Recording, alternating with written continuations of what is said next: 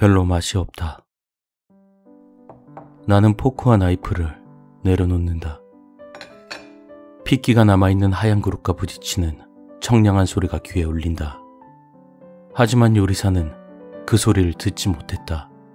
왜냐하면 바로 옆에서 당나귀가 목이 찢어져라 비명을 질러대고 있기 때문이었다. 당나귀는 내 다리가 가죽으로 묶이고 목이 나무 판자에 고정되어 있는 상태로 가죽이 다 뜯기고 선홍빛 뼈가 훤히 드러난 엉덩이 부근에서 피를 뚝뚝 흘리며 울부짖었다. 내가 식사를 그만둔 것도 알지 못한 채 요리사는 잘 벼려진 커다란 중식도를 들어 능숙하게 당나귀의 다른 한쪽 가죽을 뜯어냈다. 가죽이 살과 분리되는 소리는 옷에 천을 찢는 소리보다 둔탁하고 시원스럽다. 당나귀가 다시 한번 몸을 부르르 떨며 비명을 질렀다. 흔히 하는 히잉거리는 소리가 아니라 정말로 성인 남성이 비명을 질러대는 것 같은 아악거리는 소리였다. 옆에서 조수가 펄펄 끓는 육수를 들고 오는 게 보였다. 저러다 엎어서 요리사가 익는 거 아니야? 나는 무거운 육수통을 힘겹게 양손으로 옮기는 조수를 보며 생각했다. 하지만 당나귀 피로 얼룩져 미끄러운 바닥 위에서 조수는 불안한 걸음걸이를 하면서도 용케 넘어지지 않고 요리사 앞에 육수통을 내려놓는 데 성공했다. 요리사는 국자로 뜨거운 육수를 퍼서 외부에 망연히 노출된 시뻘건 살 위에 끼얹었다. 자신의 살이 뜨거운 육수에 익어가는 고통에 당나귀는 다시 한번 목이 터져라 소리를 지르려 했지만 이젠 성대도 나가버린 것인지 풍선에서 바람 빠지는 소리밖에 나지 않았다. 요리사는 그런 것에 아랑곳하지 않고 살 위에 육수를 몇 번 더 끼얹었다. 거미줄에 걸린 벌레처럼 당나귀는 부질없는 몸부림을 치지만 동족의 가죽으로 묶여있는 다리는 허망하게 공중을 휘저을 뿐이었다. 빨갰던 살이 갈색으로 노릇하게 익자 요리사는 다시 중식도를 들어 그 살을 조심스럽게 하지만 정확하게 발라냈다. 요리사의 실력은 인정하지 않을 수 없었다. 하지만 죽지 않은 당나귀의 살을 바로 잘라내 신선하게 먹을 수 있다는 문구에 너무 큰 기대를 했던 탓일까. 맛은 영 아니었다. 입에서 녹아내리는 부드러우면서도 거친 야생의 맛을 기대했지만 이래서는 체인점에서 먹는 샤브샤브와 다를 바가 없었다.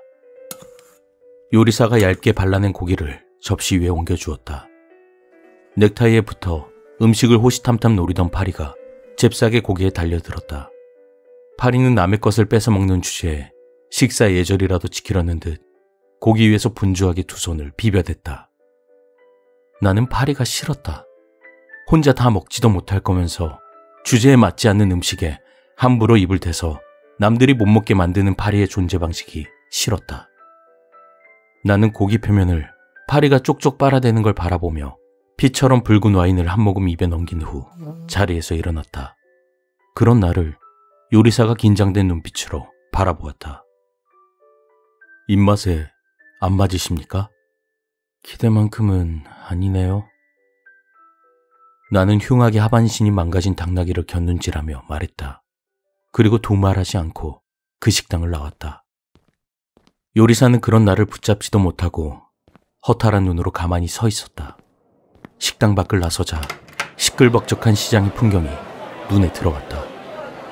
당나귀의 비명은 이 소음에 삼켜져 아무에게도 들리지 않았으리라. 산채로 고통받는 저 당나귀가 불쌍해서 요리사에게 그런 면박을 주었냐고 묻는다면 그런 건 아니었다. 나에게 그런 건 아무래도 상관없는 문제였다. 나는 오로지 맛을 찾아 이곳에 왔다. 그리고 그건 나의 일이기도 했다. 좋아하는 것을 직업으로 삼을 수 있는 행운이 나에게 찾아온 것이라고 해야 할까. 나는 지역 곳곳을 미식 탐방하며 음식에 대한 평을 꽤 큰 잡지사에 투고하는 일을 하고 있었다. 내가 추구하는 것은 오로지 하나였다. 정말로 맛있는 것. 한 입 먹는 순간 감탄이 나와 정신줄을 놓아버릴 만큼 황홀경에 취하는 것. 쉽게 말해서 오르가즘에 필적할 만한 쾌락을 줄 맛을 찾고 있었다. 나는 그게 인생 최대의 목표이기라도 한 것처럼, 그 맛을 찾기 위해 태어나기라도 한 것처럼 어릴 적부터 미식을 추구해왔다. 어머니는 입맛 까다로운 둘째가 있어서 힘들다고 불평하셨다. 실제로 난 입맛이 예민하긴 했었다. 맛을 있는 그대로 느낀다고 해야 할까? 남들이 맛있다고 말하는 것들 중에 먹어보고서는 어울리지 않는 조합, 너무 강해서 역하다고 느껴질 정도로 과한 향신료, 그리고 분별 없이 혀를 강타하는 짠맛과 매운맛에 충격을 받아 헛구역질을 한 게 한두 번이 아니었다. 그리고 난 그런 내 소감을 거리낌 없이 솔직하게 내뱉었다. 그래서 식당에서 쫓겨난 적이 한두 번이 아니었다. 비판도 받아들일 줄 모르는 멍청이들 같으니라고. 더 나아질 수 있는 행운을 제 발로 걷어찬 그들에게 동정의 마음은 들지 않았다.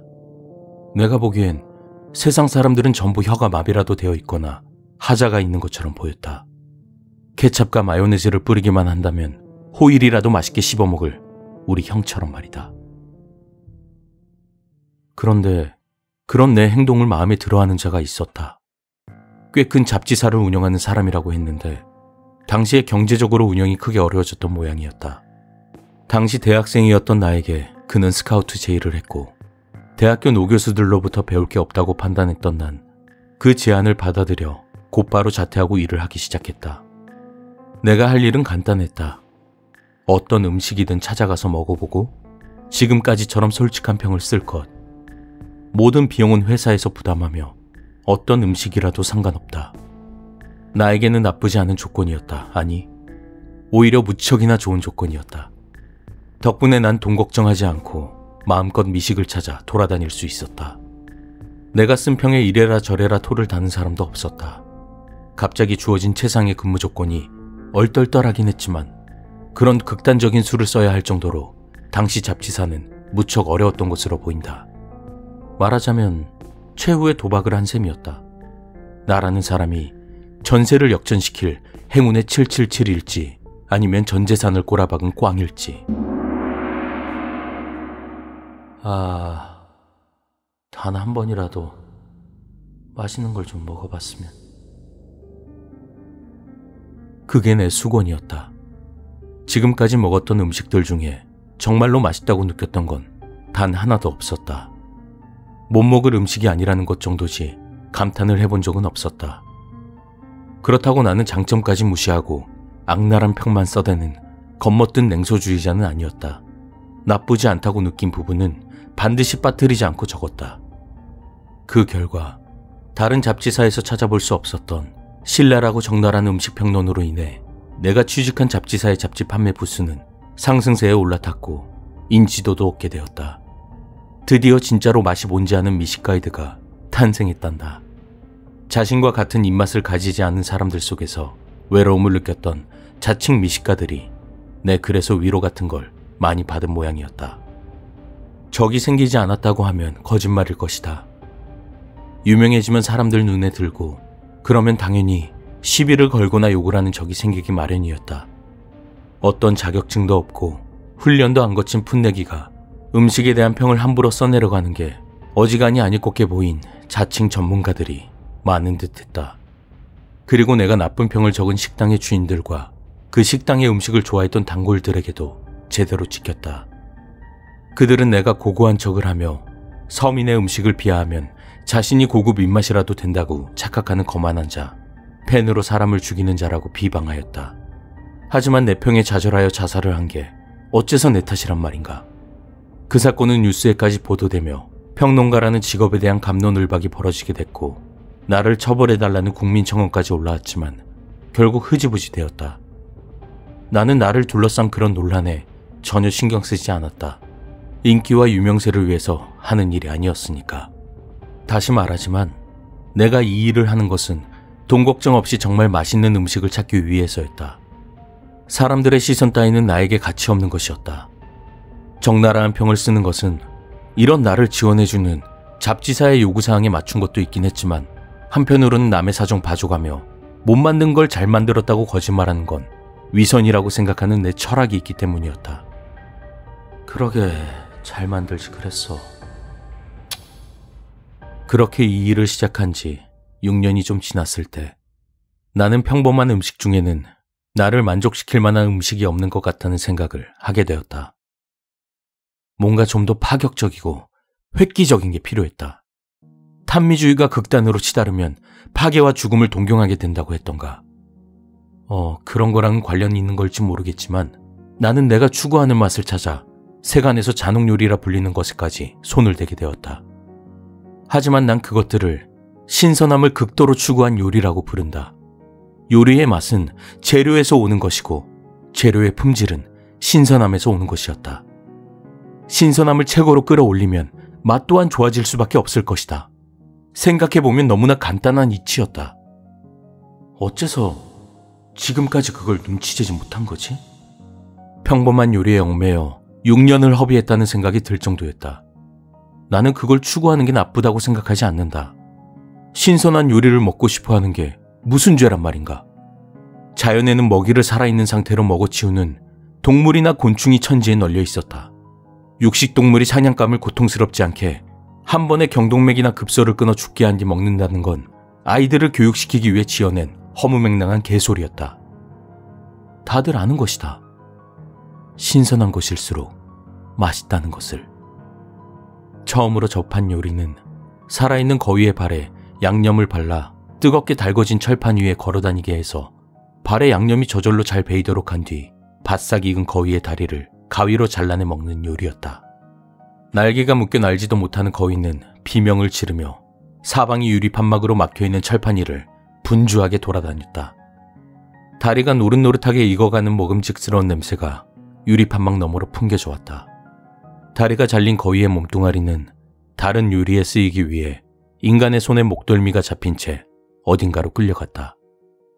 후식으로 나온 거위탕이 그 몸뚱아리였을 것이다.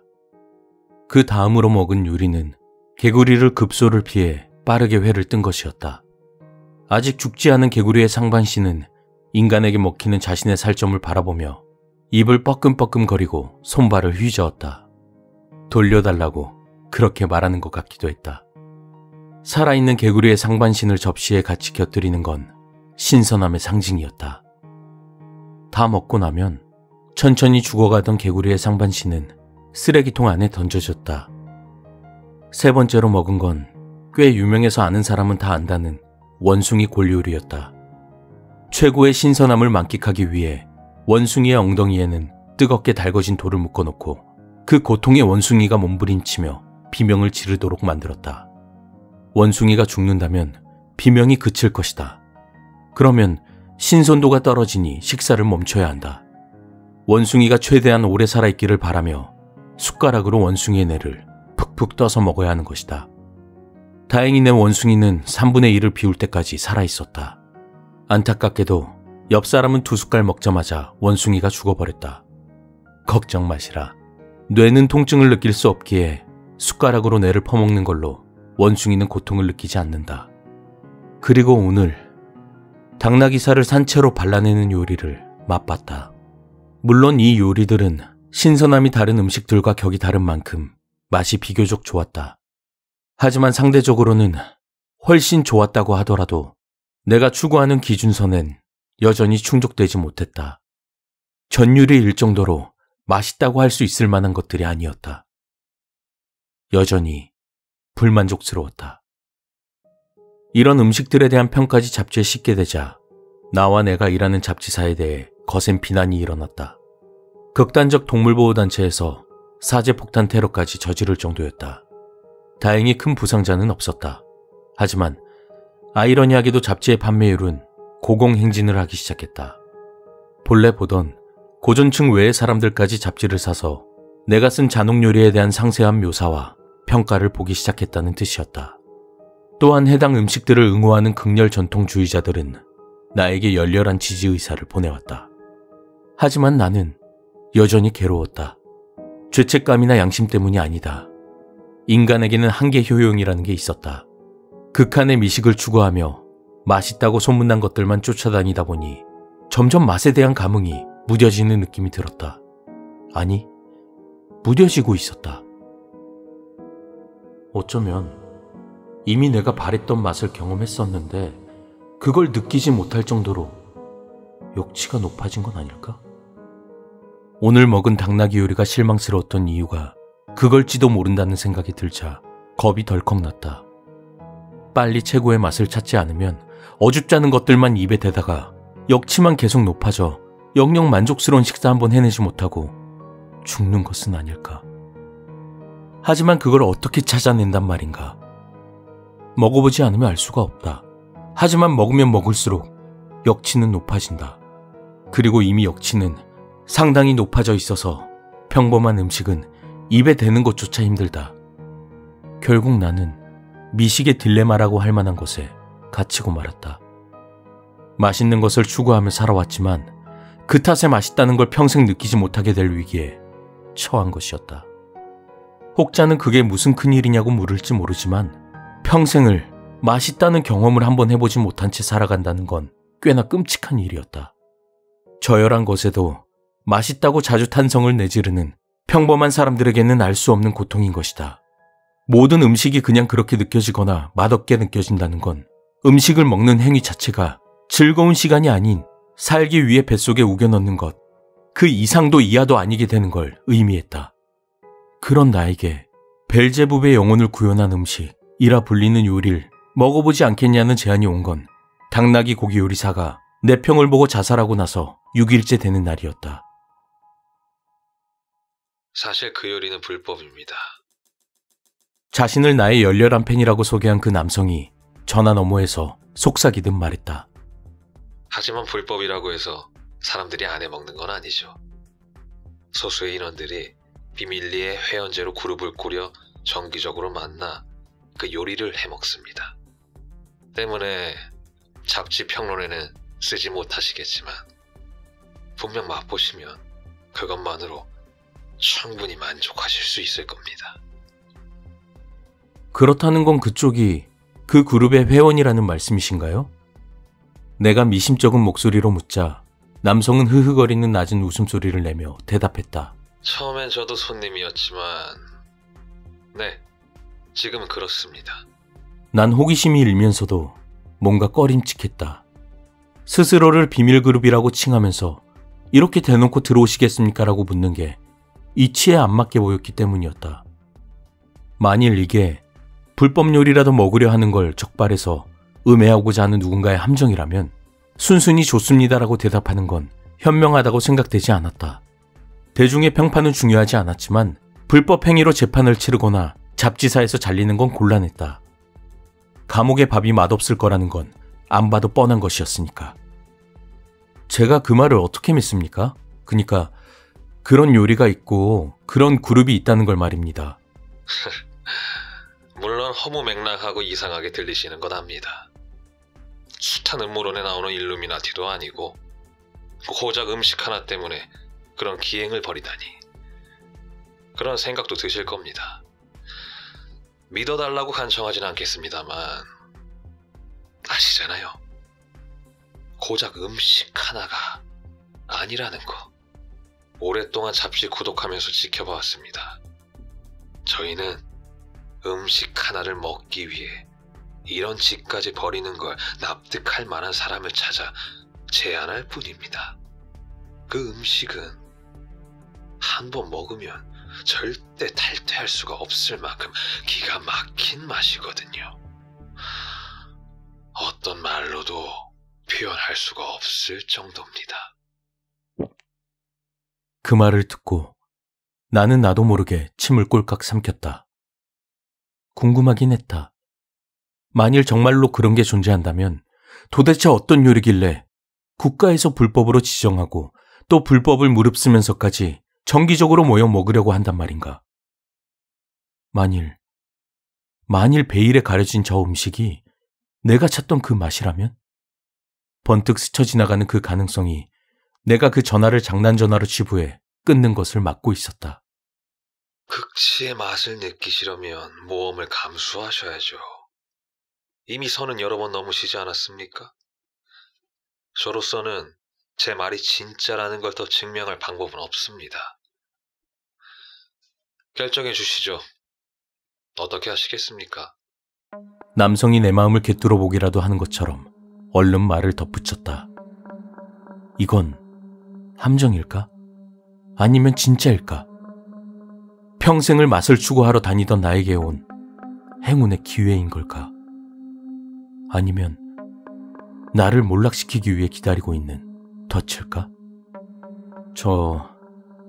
왜 굳이 추가 회원 모집을 하는 거죠? 나는 상대가 의심 많은 내 태도에 질려 전화를 끊지 않길 바라며 조심스럽게 물었다. 다행히 남성은 전화를 끊지 않았다. 그는 어휘를 신중히 고르는 듯한 어투로 천천히 대답했다.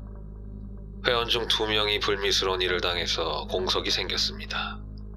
몰래 활동하다 보니 인원수가 많아서는 안 되지만 아시지 않습니까? 음식이라는 건 자고로 여럿이서 먹어야 더 맛있다는 걸 말입니다. 그래서 특정 인원수를 유지하고 있죠. 황당한 이유였지만 나는 딱히 뭐라 하진 않았다. 돌발 질문에 전혀 당황하지 않고 곧바로 즉석으로 대답하는 걸 봐서 급조한 거짓말로 보이진 않았다. 난 고민에 빠졌다. 원숭이 내에 숟가락을 꽂아 넣을 때도 이렇게 고민하진 않았다. 내 안위가 걸려 있어서 이렇게 망설여지는 것일까? 함정이 아니라고 하더라도 괜히 따라갔다가 불법 행위에 발목만 잡혀 질질 끌려다니고 그 음식마저도 내가 찾던 그 맛이 아니라는 최악의 상황이 생길 우려가 있다는 생각이 들었다. 하지만 발신자 불명의 상대가 이 사람은 가망이 없다고 판단하고 전화를 뚝 끊어버리기 전에 얼른 판단을 해야 했다. 그래, 구더기가 무서워서 장 못 담그랴? 구더기가 꿈틀대는 발효식을 먹었던 것이 떠오르며 엉뚱하게도 그런 말이 떠올랐다. 이 상황에서 저 문구를 선조의 지혜라고 불러야 맞는 것일까? 저 문구에서 용기를 얻는 게 맞는 걸까? 먹겠습니다. 나는 두 눈을 질끈 감으며 대답했다. 좋습니다. 날짜와 장소는 추 나눠서 전달해 드리도록 하겠습니다. 그럼 기다리고 있겠습니다. 남성은 만족스러운 목소리로 그렇게 말한 뒤 전화를 끊었다. 나는 곧바로 컴퓨터를 켜서 국가에서 불법으로 지정한 음식이 무엇이 있는지 검색해봤다. 하지만 예상했던 것보다 그런 음식은 많았다. 인류는 그 오랜 기하의 역사 속에서도 기괴하고 잔혹한 요리법을 열심히도 발명하고 전승해 왔었던 것이다. 때문에 그 남성이 말한 게 뭔지 하나로 특정할 수 없었고 이렇다 할 단서도 찾을 수 없었다.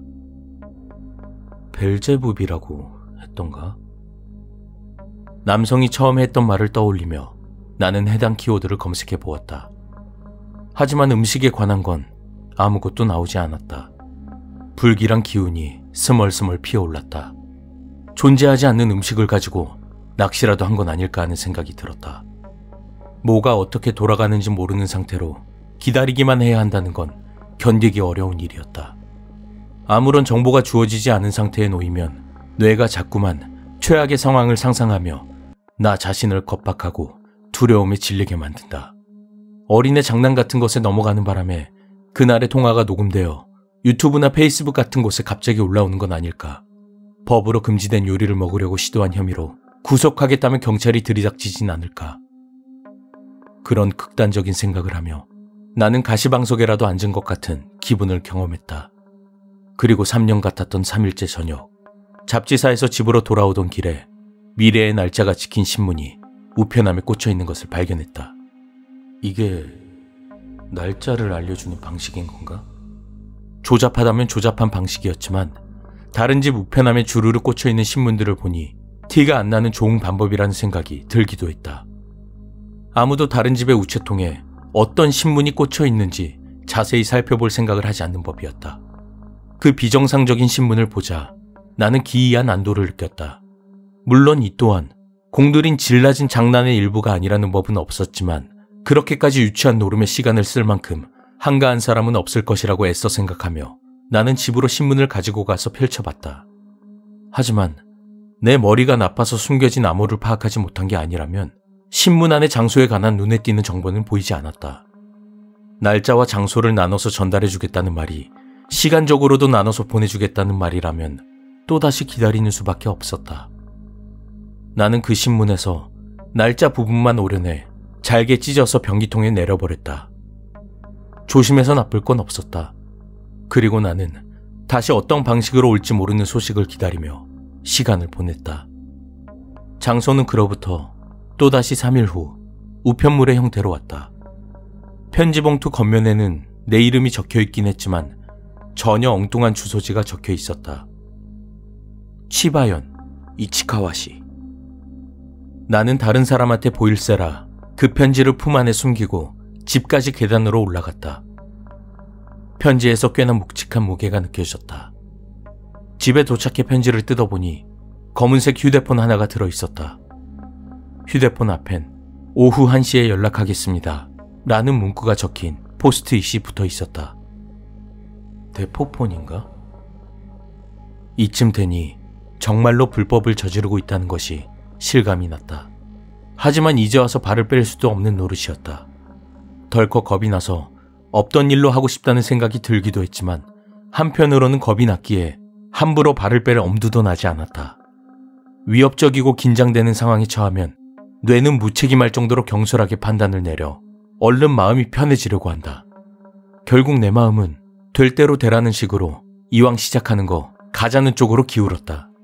난 편지 봉투에 쓰인 주소를 머릿속에 잘 기억해둔 다음 신문 날짜와 마찬가지로 잘게 찢어 변기물에 내렸다.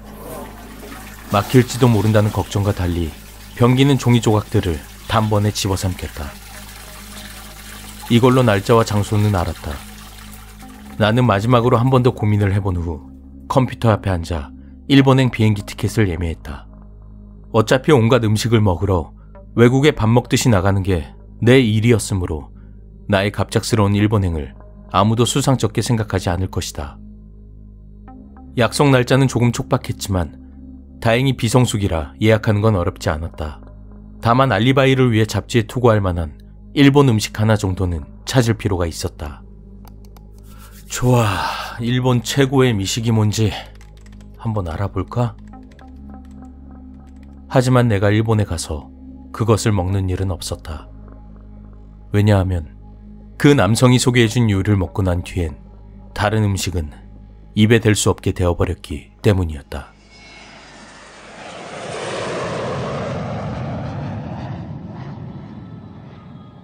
약속 당일 지시된 장소에 도착한 난 1시가 되길 기다리며 낯선 이국의 동네 주변을 어슬렁댔다. 그러다가 주택가 한복판에 있는 대나무 숲을 발견했다. 가로 세로 15m에서 20m 정도, 그렇게 크지 않은 상당히 오래된 것처럼 보이는 조그마한 신사가 입구에 붙어있는 묘한 분위기의 장소였다. 사람들이 평범하게 생활하는 주변 주택가에서 홀로 동떨어져 마치 과거의 다른 세상에 머물러 있는 것 같은 인상을 풍겼다. 대포폰이 울렸다. 난 곧바로 전화를 받았다. 어디십니까? 그때 그 남성의 목소리였다. 그러니까 여기가... 주변에 뭐가 보이시는지 말씀해 주십시오. 대나무 숲이 보입니다만... 알겠습니다. 이제 그 핸드폰은 버려주십시오. 그 말을 끝으로 남성은 전화를 끊었다. 난 어리둥절했지만 그 말대로 주변 쓰레기통을 찾아 주변 눈치를 한번 쓱 살피고 핸드폰을 버렸다. 점점 더 터무니없는 짓을 벌이고 있다는 것 같다는 생각이 들었다. 그때 익숙한 목소리가 등 뒤에서 들려 나는 얼른 뒤돌아보았다. 30대 후반 정도로 보이는 수염을 가지런히 잘 정리한 기품 있어 보이는 남성이 멀끔한 정장 차림으로 서 있었다. 당신이... 네, 맞습니다. 빨리 찾아오셨네요. 여기 대나무 숲은 유명하니까요. 야와타노 야부시라즈라고 한번 들어가면 길을 잃어 못 나온다는 얘기로 잘 알려져 있는 심령 스팟입니다. 길을 잃는다고요? 이렇게 작은데? 의뢰 괴담이 그런 법이죠. 다른 사람들은 이미 도착해 있을 겁니다. 식당까지 안내해드리죠. 식당? 그렇게 말하니 굉장히 평범하고 하찮게 느껴졌다. 갑자기 대포폰을 썼던 것도 불법인 음식을 먹으러 간다는 것도 전부 유치한 상상에 불과했던 것처럼 생각될 정도였다. 남성은 상당히 예의 바른 미소를 한번 지어 보이고 느린 발걸음으로 걷기 시작했다. 비밀 그룹이라길래 어둡고 뒤가 구린 인상의 사람일 줄 알았는데 예상과 다르게 밝고 지나치게 평범해 보였다. 나는 그의 뒤를 따라가며 물었다. 제가 그쪽을 뭐라고 부르면 될까요? 그 말에 남성이 뒤를 돌아 싱긋 웃으며 대답했다. 쥐라고 불러주십시오. 쥐. 보아하니 정체를 밝히진 않을 심산인 것 같았다. 하기야 좋은 일 하러 가는 것도 아니고 자신의 신원을 떠들어댈 이유는 없긴 했다. 하지만 뭔가 기분이 좋지 않았다. 난 애초에 좋은 쪽으로든 나쁜 쪽으로든 잘 알려진 사람이라 저쪽 사람들은 나에 대해 잘 알고 있겠지만 난 저쪽에 대해서 아는 게 없었다. 따라서 저쪽이 일방적으로 나를 끌고 갈 수밖에 없는 불리한 상황이었다. 사람들과 차가 다니는 도로와 주택가에서 벗어나 앞으로 영영 켜지지 않을 것 같은 낡은 가로등을 지나서 금방이라도 담벼락을 으스러뜨릴 것 같은 담쟁이 넝쿨로 가득한 잿빛 골목에 접어들자 불길한 긴장감은 한층 고조되었다. 일본 요리인가 보죠? 침묵을 깨고 어색함을 없애기 위해 내가 묻자 그는 고개를 가로저었다. 아닙니다. 그냥 일본에서 먹기로 한 것뿐입니다. 다음에는 또 장소를 바꿀 겁니다. 그건 의외의 대답이었다. 도대체 무슨 음식이길래 먹는 장소까지 바꿔가며 모이는 것일까? 도대체 무슨 짓을 하는 것일까? 얼마나 대단한 요리인 거야? 인적 하나 없는 골목을 계속 걷다 보니 문득 영화관에 걸리지 못하고 비디오방이나 IPTV로 직행하는 저예산 호러 영화에 나오는 것처럼 사회적으로 높은 지위에 있는 사람들이 일탈로서 은밀하게 모여 사람을 조리해 먹는 건 아닌가 하는 불안이 스쳐 지나갔다. 결국 인간의 입에 가장 맛있는 것은 인간이었다는 시덥지 않은 주제를 가지고 진행되는 싸구려 영화처럼 말이다. 타이밍이 안 좋게 호스텔에서 봤던 장면이 머릿속을 헤집어 놓았다. 돈 좀 있는 자들이 사람을 비싼 값에 사서 마음대로 고문하고 살을 째고 불로 지지고 갖고 노는 것이다. 그렇게 실컷 재미를 좀 보다가 영화와 달리 마지막엔 참치 해체쇼 마냥 부위별로 도축해 코스 요리로 즐기는 것이다. 터무니없는 상상일 수도 있지만 사람을 먹는다고 하면 이들이 이렇게까지 하는 것도 단번에 이해가 되었다. 그건 부정할 수 없는 범죄니까. 신문 일면에 실리고 뉴스에서 얼굴이 공개되어 사람들로부터 사형시켜 마땅하다는 소리를 들을 만한 흉악하고 끔찍한 집단 연쇄살인이자 사체 훼손이니까. 잠깐만, 내가 재료는 아니겠지? 불길한 상상이라는 건 한 번 시작하면 끝도 모르고 줄기차게 나아가기 마련이었다. 특히 90년대 일본 공포영화의 필름을 연상케 하는 낡은 길거리에서라면 더더욱 그렇다. 갑자기 그런 생각이 들자 심장이 철렁 내려앉는 것 같았다. 염통도 맛있는 부위지.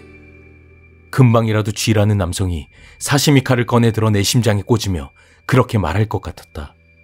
왜 그런 건 여기까지 와서야 떠오르는 건지 모르겠다. 식은땀이 뺨을 타고 주르륵 흘러내렸다. 하지만 그럴 거면 무용고자를 고르는 게 낫지 나 같은 사람을 골라봤자 뒤처리가 힘들지 않은가. 좋은 재료 먹인 돼지가 맛도 좋습니다. 무의식에서 끄집어내진 그 문구는 내가 뽑힐 만한 이유를 멋대로 설명해주기 시작했다. 지금까지 최고의 맛을 찾는다며 전 세계를 돌아다닌 내 살이 다른 인간들과 비교했을 때 월등히 맛있을 거라는 이유로 잡아온 것일 수도 있다는 것이다. 나는 증발이라도 한 것처럼 실종 처리가 될 것이다. 세상에는 끝내 발견되지 못하고 영원히 실종되어 버리는 사람들이 수두룩하니까. 유명세 같은 건 그다지 걸림돌이 안 될지도 모른다. 서프라이즈나 그것이 알고 싶다 해서 다루는 미제 실종 사건의 주인공이 될 수 있는 것이다. 혹시 먹다 남은 내 사체는 그 불길한 대나무 숲에 버려질지도 모른다. 그리고 그 괴담 마냥 나는 그 안에서 길을 잃고 헤매다 끝내 못 나와 굶어 죽은 것으로 여겨질 수도 있다. 상식적으로 말이 안 되는 일이지만 사람들은 그 괴담을 들먹이며 신나게 떠들어댈 것이다. 그들이 만남의 장소로 이곳을 선택한 이유도 어쩌면 도착했습니다. 그 말에 나는 잠에서 깬 듯 화들짝 놀라 뒤로 물러섰다. 쥐 뒤에 버려진 폐병원 같은 흉측한 콘크리트 건물이 우뚝 솟아 있었다. 지금까지 무너지지 않은 게 용하다고 생각될 정도였다. 쥐는 내 얼굴을 살피더니 물었다. 왜 그러시죠? 어디 불편하신가요? 필시 내 얼굴이 핏기 하나 없이 새하얗게 질려 있었던 것이리라. 지금 여기서 도망칠 수 있을까? 전속력으로 달리면 따돌릴 수 있을까? 도망가다가 갑자기 우락부락한 장정들이 뛰쳐나와 내 양팔을 붙잡고 억지로 끌고 가는 건 아닐까? 이미 늦어버린 걸까? 내가 한참 눈동자를 굴리며 그런 고민에 빠져 있을 때 갑자기 쥐는 뭔가 알아챘다는 듯 흡하고 웃음을 터뜨리고 이내 배를 부여잡고 껄껄 웃어대기 시작했다.